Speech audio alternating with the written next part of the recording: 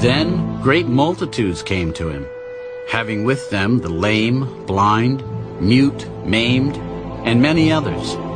And they laid them down at Jesus' feet, and he healed them. So the multitude marveled when they saw the mute speaking, the maimed made whole, the lame walking, and the blind seeing. And they glorified the God of Israel. Now Jesus called his disciples to himself.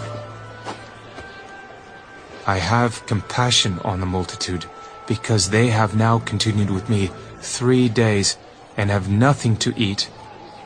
And I do not want to send them away hungry, lest they faint on the way.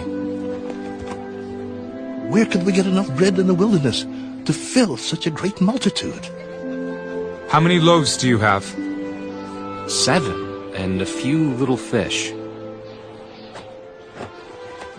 So he commanded the multitude to sit down on the ground. And he took the 7 loaves and the fish, and gave thanks, broke them, and gave them to his disciples. And the disciples gave to the multitude.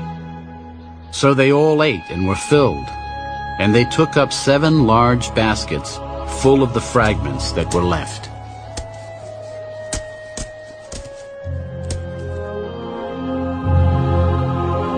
Now those who ate were 4,000 men, besides women and children. And he sent away the multitude, got into the boat, and came to the region of Magdala. Mark chapter 7. Then the Pharisees and some of the scribes came together to him, having come from Jerusalem. Now when they saw some of his disciples eat bread with defiled, that is, with unwashed hands, they found fault. For the Pharisees and all the Jews do not eat unless they wash their hands in a special way, holding the tradition of the elders. When they come from the marketplace, they do not eat unless they wash. And there are many other things which they have received and hold, like the washing of cups, pitchers, copper vessels, and couches. Then the Pharisees and scribes asked him, "Why do your disciples not walk according to the tradition of the elders, but eat bread with unwashed hands?" Well did Isaiah prophesy of you, hypocrites, as it is written, "This people honors me with their lips, but their heart is far from me.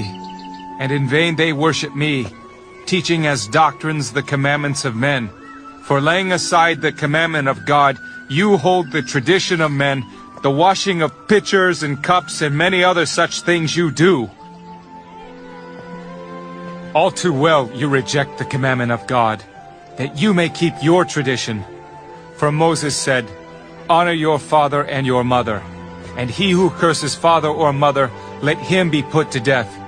But you say, 'If a man says to his father or mother, whatever profit you might have received from me is korban, that is a gift to God,' then you no longer let him do anything for his father or his mother, making the word of God of no effect through your tradition, which you have handed down, and many such things you do.